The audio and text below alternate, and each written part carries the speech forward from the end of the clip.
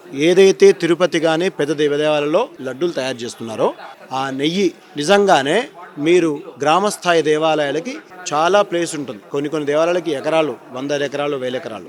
అలాంటి ప్రదేశంలో గోశాల ఏర్పాటు చేసి వాళ్ళకి ఫండ్ ఇస్తూ అక్కడి నుంచి ఆ నెయ్యి స్వీకరిస్తూ మనం అద్భుతంగా ముందుకెళ్ళొచ్చు. వేరే వాళ్ళతో మనకి కాంట్రిబ్యూషన్ అవసరం లేదు అసలు.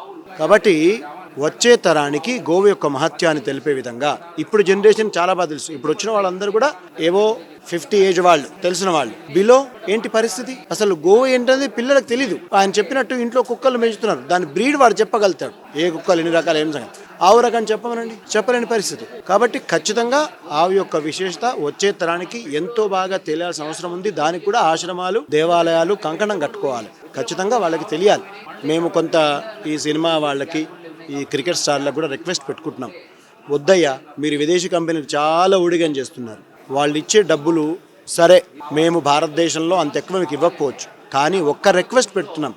భారతదేశానికి ఒక విశేషమైన చరిత్ర ఉంది.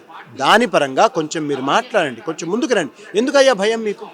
మళ్ళీ మీరందరూ శివరాత్రి వచ్చిందంటే ఆవు పాలు మాత్రమే కావాలి, శివుడు సమర్పించాలి. ఆవు ఎక్కడ దొరుకుతుంది మీకు?